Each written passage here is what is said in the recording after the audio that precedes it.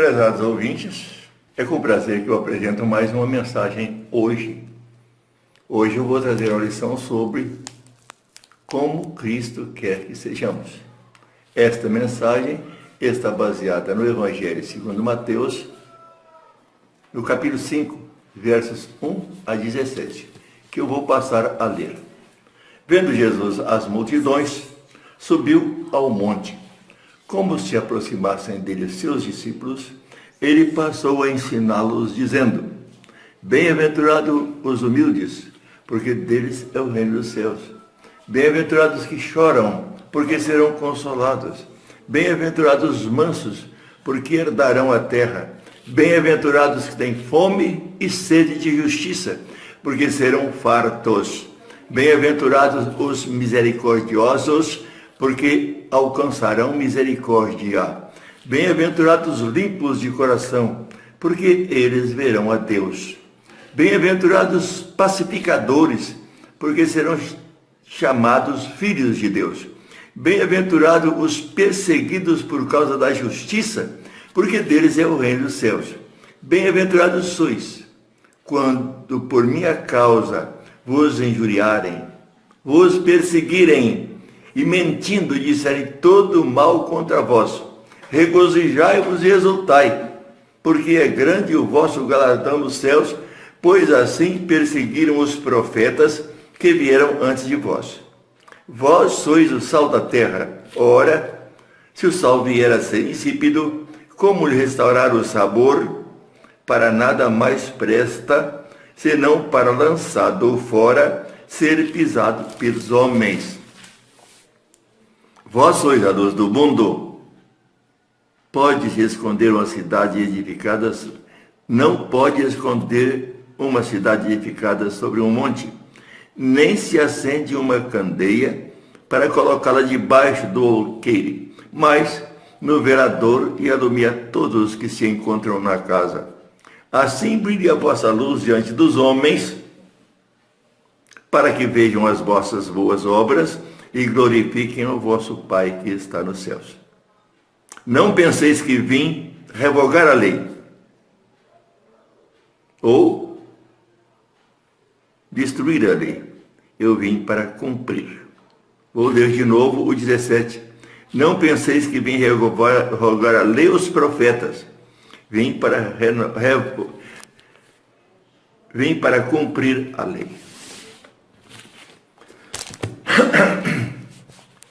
Caros ouvintes, o Senhor Jesus veio à Terra, batizado aos 30 anos. Ele reuniu o seu grupo de apóstolos para cumprir o seu ministério. Os homens que ele convocou, num grande número, eram pescadores, homens acostumados com uma vida rústica, possivelmente com pouca cultura, por pouco mais do que analfabetos. E agora é convocada para uma grande tarefa. No tempo da pregação, Jesus Cristo disse a Pedro: Vós, de agora em diante, vocês serão pescadores de homens. Como exercer esta maneira de ser? A primeira coisa que Jesus Cristo fez foi dizer como eles deveriam ser. Lição que vale para todos os milênios até agora e depois de nós até quando Cristo vier. Nossa maneira de ser no ministério cristão. Por isso eu digo, como Cristo quer que sejamos. Nesta lição, a primeira coisa que vemos é que Cristo quer que sejamos felizes. A palavra bem-aventurado quer dizer feliz. Se vocês notarem, depois falarei, se Deus permitir, sobre a felicidade que aqui nos apresenta. É diferente da de hoje. Hoje, quando nós vemos uma grande euforia, temos a impressão que aquele povo ali está feliz. Pensemos numa partida de futebol, no tempo de uma Copa, o time vencedor que se tornou campeão, brasileiro ou mundial, não faz mal qual, a alegria que aquele povo fica, a euforia, gritos e outras coisas. num carnaval. São 3 dias de euforia, de alegria, felicidade. Mas depois de uma partida de futebol, quantas desavenças, quantas brigas e várias mortes. Assim também no carnaval. Às vezes dentro daquela alegria, mortes, roubos, desrespeito à vida sexual do outro, uma coisa terrível. Agora, a alegria de Cristo, a felicidade de Cristo é diferente. A felicidade desse mundo é coisa externa, que vem de fora para dentro. A paz, a felicidade de Cristo é algo novo, que vem de dentro para fora. Ela começa no nosso coração. E aqui nós temos as razões por que nós somos felizes. Bem-aventurados que choram, por quê? Serão consolados. Bem-aventurados limpos de coração, por quê? Verão a Deus. Sempre existe o porquê. Por aquela razão, então vem a felicidade cristã. E nesta felicidade cristã, ela demonstra que nós devemos ter paz, ter bom relacionamento e viver para a glória de Deus. A lista da felicidade aqui é grande. Os pacificadores, porque serão chamados filhos de Deus. E assim nós vemos, Cristo quer que nós tenhamos uma vida de felicidade e paz. Que tenhamos sempre a graça, o poder e o amor de Deus revestindo a nossa vida. Como Cristo quer que sejamos. A primeira coisa que esse texto mostra aos seus discípulos iniciantes naquela aula, que nós chamamos sermão, é de ser feliz. Quando nós olhamos a igreja de Cristo aqui na terra, nós devemos de ver um grupo feliz, onde nós não vemos pessoas falando mal uns dos outros, onde nós não vemos pessoas contrariadas e aborrecidas por qualquer momento. Se houver qualquer aborrecimento, um cristão verdadeiro procura a paz, perdoa e tem uma vida nova. Assim é o verdadeiro cristão. O verdadeiro cristão precisa perdoar. E o perdão traz felicidade. Muito mais para aquele que perdoa do que daquele que pede perdão. Revesti-vos, pois, como eleitos de Deus. Perdoai-vos uns aos outros. Suportai-vos uns aos outros.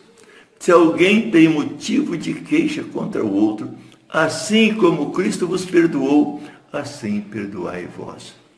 Então, se nós perdoarmos alguém, nós vamos sentir felizes porque nós procedemos daquela maneira. Cristo, então, estava mostrando aos seus discípulos, começando ali com os 12, que tem validade permanente, perene, que vale até hoje, até na parte quando ele voltar, que nós devemos ser felizes. Não podemos ver um cristão carrancudo, briguento, que por qualquer coisa se afasta, mas é alguém que perdoa, que aproxima e que faz da igreja um corpo só. É uma igreja feliz. Se você pertence a uma igreja evangélica, você tem a necessidade de ser feliz.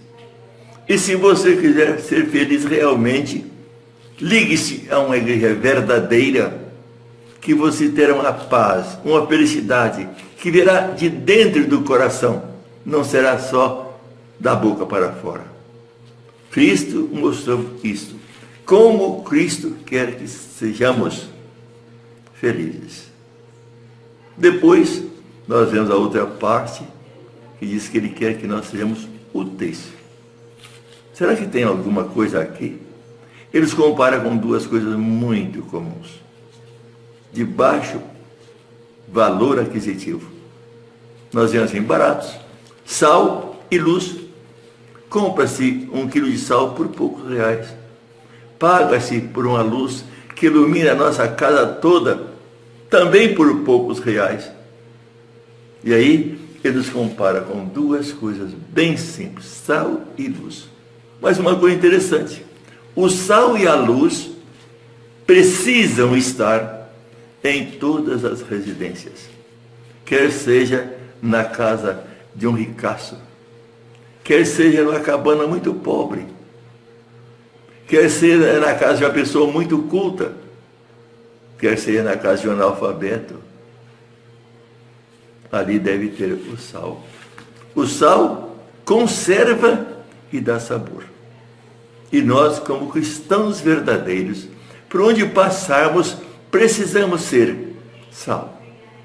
Conservar uma cidade pura, digna, sem roubo, sem assassinato, sem adultério, onde reina a paz verdadeira e que traz a felicidade que nós falamos antes. Então aqui nós temos, caros ouvintes, uma carência. Vós sois o sal da terra. E logo em seguida ele diz assim, vós sois a luz do mundo. Eu fico pensando, como a luz é necessária, como a luz é gostosa. Até os 20 anos de idade, eu vivi totalmente na roça, num lugar chamado Mantimento. Estradas pouco mais do que um trilho. E quando eu tinha que fazer qualquer caminhada, sem levar comigo um objeto que iluminasse a estrada, muitas das vezes eu tinha que parar, pisar cuidadosamente para ver onde estava o lugar limpo para caminhar certo. Caminhávamos quase por instinto, dentro daqueles trilhos, numa noite escura. A luz faz bem. Vocês já entraram numa cidade onde houve um blackout? Tudo escuro. Que coisa desagradável e feia. Horrível. Falta a luz. A luz, além de boa, é útil. A luz ajuda a nossa saúde. Ela nos faz bem. E ele termina esta parte dizendo, assim brilhe a vossa luz diante dos homens, para que eles vejam as boas obras e glorifiquem o vosso Pai que está nos céus. Quando nós lemos João capítulo 8, verso 12, Jesus diz assim, eu sou a luz do mundo. E aqui nesse texto diz assim, vós sois a luz do mundo. Não se pode esconder uma luz debaixo de um alqueire. Alqueire, antigamente, era um caixote, onde se comprava 2 latas de querosene. Então vinha aquele caixote, e ali era um alqueire. Então não se coloca uma luz debaixo de um caixote, mas num velador, para que possa iluminar todos que estão na casa. O cristão precisa ser útil, e as suas boas obras, que não servem para a sua salvação, porque ele as pratica, porque ele é salvo e não para ser salvo, serve para que aqueles que não conhecem ao Senhor Jesus, que não têm uma experiência com ele, possam então ser luz, e os outros virem as suas boas obras, e o nome do Pai ser glorificado. Que coisa boa! Então vejam aqui, Cristo quer que sejamos felizes. Cristo quer que sejamos úteis para todos os povos. Notem que o sal e a luz são úteis para todas as camadas humanas, sem qualquer divergência nenhuma. E diz, vós sois a luz do mundo. Devemos ser úteis para o pessoal da favela. Devemos ser úteis para os pessoais da classe A. Gente importante e rica, mas nós devemos ser luz para aquelas pessoas. Assim nós vivemos.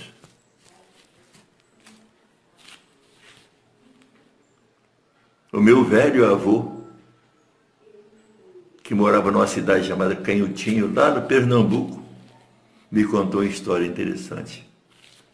Que havia indivíduo muito pobre, quase que analfabeto, e trabalhava para a casa de um doutor. Num dia, aquele homem falou ao seu patrão: doutor, hoje eu preciso ir um pouco mais cedo, porque eu vou preparar-me para pregar hoje. O doutor perguntou: o senhor vai pregar? Ele disse: hoje eu vou pregar. E vamos lá para me ouvir? O doutor pensou comigo: eu vou lá e vou deixar esse indivíduo atrapalhado. Foi e sentou no primeiro banco e ficou olhando firmemente para o pregador.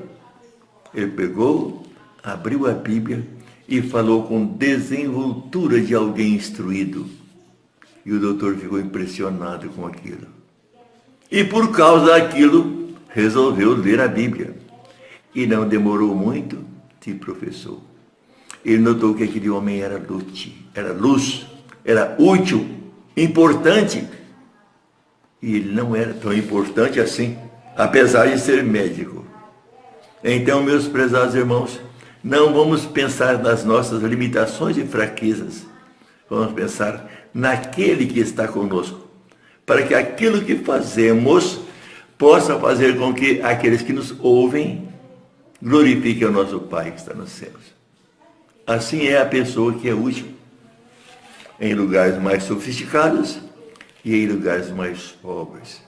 Quer seja num palácio, quer seja na favela, quer seja entre ricos ou pobres, sábios ou analfabetos, seremos ali úteis, porque esta é a vontade do Senhor Jesus Cristo. Como Cristo quer que sejamos felizes e úteis. E finalmente, o verso 17 nos diz o seguinte: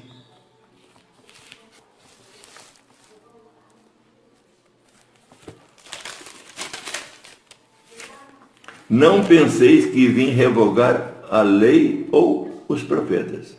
Não vim para revogar, vim para cumprir. Ah, certo. No Velho Testamento, que é também chamado a velha dispensação, nós alcançávamos a nossa justificação por meio do cumprimento da lei.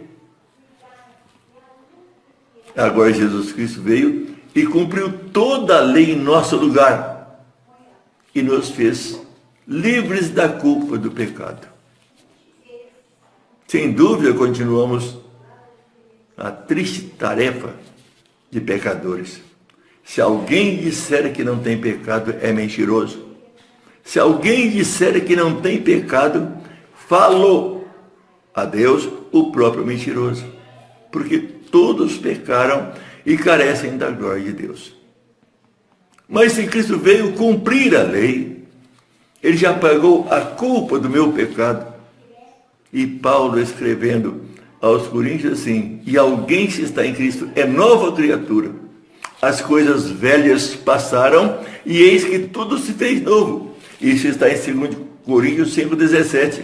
E também em Romanos 8, 1 e 2, diz assim: agora, pois, já nenhuma condenação há para os que estão em Cristo Jesus. Porque a lei do Espírito e da vida em Cristo Jesus cumpriu a lei do pecado e da morte.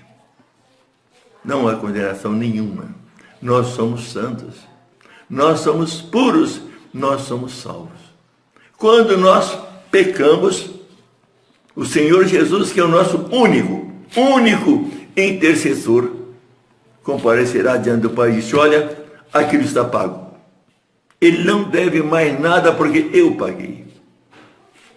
Aí nós podemos assim: então eu vou deitar e rolar porque está tudo pago. Não, a Bíblia nos ensina diferente. Nós lemos lá em Romanos capítulo 6. Vamos continuar pecando para que a graça seja mais abundante? De maneira nenhuma. Como vamos permanecer no pecado? Nós que para ele morremos. Nós estávamos mortos em nossos delitos e pecados. Mas Deus, pela grandeza da sua graça, deu-nos vida em Cristo Jesus. Agora, nós estamos livres da culpa do pecado. Somos luzes, somos sal, onde nós possamos trazer a conservação dessa cidade dessa terra e viver num mundo mais abençoado. Portanto, meus irmãos, vamos pensar na maneira que Cristo quer que sejamos. Ele quer que sejamos felizes, Ele quer que sejamos úteis, Ele quer que sejamos livres da culpa do pecado e nós tenhamos certeza disso. E aí, quando isso acontece, uma coisa maravilhosa acontece a mais.